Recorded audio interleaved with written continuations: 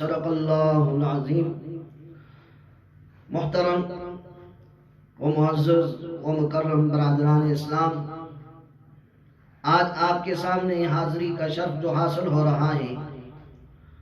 اس کی نسبت آج کے 26 تاریخ یعنی 26 نومبر کے مفتی حنیف قریشی صاحب جو مرزا جہلمی کے پیچھے جہلم تشریف لے کے گئے ہیں، اس حوالے سے چند گزارشات عرض کرنی ہے۔ سب سے پہلے تو یہ بات ذہن میں رکھیں کہ یہ جہلمی حقیقت میں وہ کچرا ہے جس کو ایک دفعہ علماء دیوبند رون چکے ہیں۔ جب مفتی طارق مسعود صاحب کراچی سے تشریف لائے تھے اور 48 گھنٹے اس شخص کا اس نے انتظار کیا، یہ اپنی بل سے باہر نہیں آیا، اس نے مفتی صاحب کو کوئی جواب نہیں دیا، اور اس وقت یہ چھپ گیا اور اس نے انکار کر دیا، تو یہ اس وقت اس کو ساری دنیا نے دیکھ لیا تھا کہ بھائی یہ کچرا ہے، اور یہ ڈھیر پہ پھینکنے کا، ڈھیر پر پھینکنے کا وہ خاص کچرا ہے جو دوبارہ اٹھانے کے قابل نہیں ہے، اور یہ ڈھیر پر پھینکا ہوا وہ خاص کچرا ہے جس کی طرف دوبارہ دیکھنے کی ضرورت نہیں، اور یہ وہ خاص کچرا ہے کہ جس کو چھونے کی دوبارہ ضرورت نہیں، اور یہ وہ خاص کچرا ہے کہ جس کو حیثیت دینے کی دوبارہ ضرورت نہیں۔ میں تو مفتی حنیف قریشی صاحب سے یہ درخواست ضرور کروں گا کہ مفتی صاحب آپ نے جہلم میں جا کر ضرور، یہ آدمی آپ سے چھپ گیا، ضرور اس نے آپ کا سامنا نہیں کیا، ضرور یہ اس کی جہالت پہ دال ہے، دلیل ہے کہ اس نے آپ کا سامنا نہیں کیا، اس نے حقیقت کا سامنا نہیں کیا، اس نے علم کا سامنا نہیں کیا۔ جو یہ کہتا رہا کہ میں علمی ہوں، میں کتابی ہوں، آج سے کچھ عرصہ قبل جب مفتی مسعود صاحب تشریف لائے تھے، اس وقت بھی اس نے نہ علم کا سامنا کیا، نہ کتاب کا سامنا کیا، آج بھی اس نے نہ علم کا سامنا کیا، نہ اس نے کتاب کا سامنا کیا۔ اگر یہ حقیقت میں علمی ہوتا، اگر یہ حقیقت میں کتابی ہوتا، تو کچھ عرصہ قبل علم کی صورت میں مفتی طارق مسعود صاحب تشریف لائے تھے، کتاب کی صورت میں مفتی طارق مسعود صاحب تشریف لائے تھے، یہ اس کا سامنا نہ کر سکا، یہ اس کو نہ پڑھ سکا، اس کو نہ سمجھ سکا، اور آج بھی یہ آپ کا سامنا نہ کر سکا۔ لیکن اگر آپ مشورہ کر لیتے، پوچھ لیتے، کسی کے ساتھ بیٹھ جاتے کہ کیا مجھے اس کے سامنے جانا چاہیے، اس کے پیچھے جانا چاہیے یا نہیں چاہیے، تو میرا مشورہ آپ کو یہ ضرور ہوتا کہ کچرے کو مزید پک نہ کریں، کچرے کو مزید حیثیت، مقام، مرتبہ نہ دیں۔ کچرا ایک دفعہ ڈھیر پہ پھینکا جا چکا ہے، پاؤں کے تھلے روندا جا چکا ہے، اب وہ کچرا ہے، کچرا ہے، آپ اس کو حیثیت نہ دیں، مقام نہ دیں، مرتبہ نہ دیں۔ آپ اس کو حیثیت، مقام، مرتبہ اگر دیں گے، یہ اپنے آپ کو کل مزید جھوٹ بول کر شاید 100 قسم کے عذر پیش کرے اور یہ کہے میرے پیچھے لگے ہوئے ہیں، میرے پاس کچھ ہے اس لیے لگے ہوئے ہیں، میں نے ان کی دکھتی رگوں پہ پاؤں رکھا ہے اس لیے لگے ہوئے ہیں۔ لہٰذا دوسری بات یہ ہے، آپ جانے سے قبل مفتی طارق مسعود صاحب نے جس طرح جہلم کے اندر آ کر خود انٹرویو یہ دیا اور یہ کہا کہ میں نے اس کے ساتھ 1.5 گھنٹہ گفتگو کرنی ہے، جناب سیدنا امیر معاویہ رضی اللہ تعالیٰ عنہ کے متعلق کہ صحابی رسول کو جس طرح اس نے برا بھلا کہا، آپ بھی اس کو کہہ دیتے میں نے آپ کے ساتھ اس موضوع پہ گفتگو کرنی ہے، اس موضوع پہ گفتگو کرنی ہے۔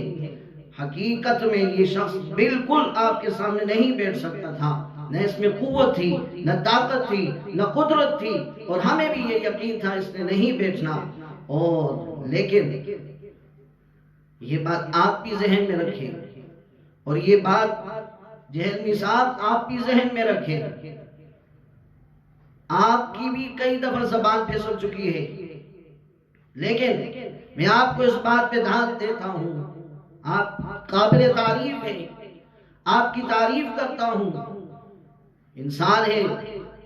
بتقاضۂ بشریت زبان پھسل جاتی ہے انسان کی، جیسے کئی دفعہ آپ کی پھسلی ہے، لیکن آپ نے اس کے بعد رجوع کیا ہے۔ لیکن آج آپ نے جہنم جا کر مزید اس کچرے کی جو بو تھی، یا اس کچرے سے اٹھنے والے جو ذرات تھے، اور اس کچرے سے اٹھنے والے جو دھات تھی جس نے ماحول کو گندا کرنا تھا، فضا کو آلود کرنا تھا، آج آپ نے جا کر اس گند کو بالکل دبا کے ختم کر دیا ہے۔ اور میں ان کے فالوور جتنے بھی ہیں ان سے بھی یہ گزارش کرتا ہوں، اگر یہ آدمی سچا ہوتا، اگر یہ آدمی ٹھیک ہوتا، اگر یہ آدمی حقیقت میں علمی ہوتا، اگر یہ آدمی حقیقت میں کتابی ہوتا، اگر یہ آدمی حقیقت میں قرآن جاننے والا ہوتا، اگر یہ آدمی حقیقت میں رسول اللہ کے فرمودات کو اور آپ کے پیارے زبان سے نکلی ہوئی پیاری بات کا علم رکھنے والا ہوتا، یہ قطعاً بھی آج چھپتا نہ، یہ کشادہ پیشانی کے ساتھ، کشادہ سینے کے ساتھ سینہ چوڑا کر کے کھڑا ہو جاتا، مفتی صاحب کا استقبال کرتا، ان کے سامنے بیٹھتا، ان سے گفتگو کرتا، ان کا اکرام کرتا، مہمان نوازی کرتا، لیکن سامنے نہیں آیا۔ بہرحال ایسے فتنے اس کے بعد کئی اٹھیں گے، اس کے علاوہ اور بہت سارے فتنے ہیں۔ ان فتنوں سے نوجوانوں سے میری گزارش ہے کہ جو لوگ بعض دفعہ لوگ کم علم کی بنیاد پہ کہہ دیتے ہیں، او جی اس نے تو بابے کو برا کہا ہے، او جی اس نے تو مشرک کو برا بلا کہا ہے، او جی اس نے قرآن حدیث کی بات کی ہے۔ قطعاً اس نے قرآن کی بات نہیں کی، قطعاً اس نے حدیث کی بات نہیں کی ہے۔ اس نے ہمیشہ قرآن کو سامنے رکھ کر، اس نے ہمیشہ حدیث کو سامنے رکھ کر علماء پہ بھونکنے کی کوشش کی ہے، اکابر سے، سلف صالحین سے نوجوان کا رشتہ توڑنے کی اس نے کوشش کی ہے، اور ہمیشہ اس نے ایک انفرادیت کو تقویت دینے کی کوشش کی ہے، اور ہمیشہ اس نے اکابر سے رشتہ توڑنے کی کوشش کی ہے۔ جو شخص یہ کہے کہ امام ابو حنیفہ نہیں جانتا، میں جانتا ہوں، امام ابو حنیفہ رحمت اللہ علیہ کتنا عرصہ قبل صحابہ کے زمانے میں جو شخص زندگی گزار رہا ہو، صحابہ کے جس نے اپنی آنکھوں سے دیکھا ہو، صحابہ اکرام سے جس نے علم حاصل کیا ہو، صحابہ اکرام کا جو شاگرد ہو، صحابہ اکرام کے درس و تدریس میں جو شریک ہوا ہو، ان کی محافل میں جو بیٹھا ہو، اور ان سے جنہوں نے علم حاصل کیا ہو، ان سے جن سے ملاقات کی ہو، ان کو جس شخصیت نے دیکھا ہو، آج دنیا اس کو امام ابو حنیفہ کے نام سے یاد کرتی ہے۔ وہ بدبخت، تو کہتا ہے امام ابو حنیفہ وہ علم نہیں رکھتا، حدیث پہ اس کو عبور نہیں تھا، وہ علم نہیں رکھتا تھا۔ اوہ حقیقت میں تو ہمارا تعلق ان سے توڑنے کی کوشش کرتا ہے۔ قرآن کی وہ بات نہیں کرتے تھے، وہ حدیث کی بات نہیں کرتے تھے، وہ فقہ اپنی فقہ انہوں نے بنائی ہوئی تھی۔ ہاں، قرآن کا مطلب وہ نہ سمجھ سکا جو صحابہ کا شاگرد ہے، حدیث کا مطلب وہ نہ سمجھ سکا جو صحابہ کا شاگرد ہے۔ آج 1400 سال بعد تجھے قرآن سمجھ آ گیا، تجھے حدیث سمجھ آ گئی، لیکن اس وقت کا امام ابو حنیفہ نہ سمجھ سکا۔ حیران ہوں تیری سوچ پہ، حیران ہوں تیری عقل پہ۔ ایک بات بڑی آسان سی بات ہے، اور ساتھ میں یہ عرض بھی کر دینا چاہتا ہوں بعض لوگ کہتے ہیں جی یہ درمیان میں غیر نبی کی بات ہے، ہمیں ڈائریکٹ نبی کی بات ماننی چاہیے۔ میرے بھائی ڈائریکٹ تو قرآن کو قرآن بھی ثابت نہیں کر سکتا۔ جب تک قرآن کے ثبوت کے لیے تجھے نبی کے فرمان کی ضرورت ہے، اور نبی کے فرمان کے تصحیح کے لیے، اس کی سچائیت کے لیے، اس کی ہر ایک سند کو صحیح اور سالم تک، نبی تک اس بات کو پہنچانے کے لیے تجھے ان وسائل کی بھی ضرورت ہے، ان علماء کی بھی ضرورت ہے۔ اگر ان علماء کو درمیان سے ہٹا دیا جائے، ڈائریکٹ تو کہے کہ یہ نبی کی بات ہے، نبی نے یہ فرمایا ہے، کہہ بھی نہیں سکتا، ثابت ہی نہیں کر سکتا کوئی شخص اس طرح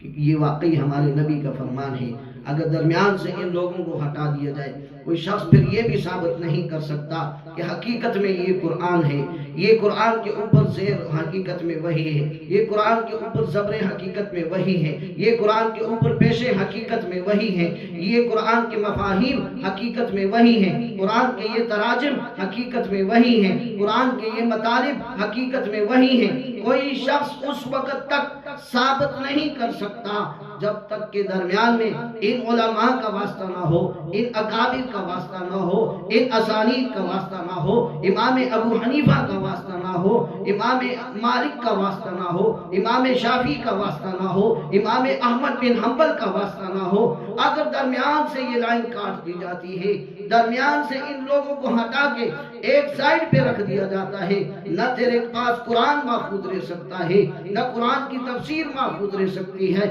نہ تیرے پاس نبی محفوظ رہ سکتا ہے، نہ تیرے پاس نبی کا فرمان محفوظ رہ سکتا ہے۔ اگر ان کو تو نے محفوظ رکھنا ہے، ان کو محفوظ رکھنا ہے، تجھے سٹیپ بائی سٹیپ علماء کے دامن کو تھامنا پڑے گا، اکابرین کے دامن کو تھامنا پڑے گا، تجھے انہی کے دامن سے اللہ کا قرآن بھی ملے گا، نبی کا فرمان بھی ملے گا، اور تجھے انہی دامن سے ہدایت کا راستہ بھی ملے گا۔ اللہ ہمیں ان لوگوں کے ساتھ جڑنے کی توفیق عطا فرمائے۔ ان کو درمیان سے جو بھی جس نے ہٹانے کی کوشش کی، کبھی بھی وہ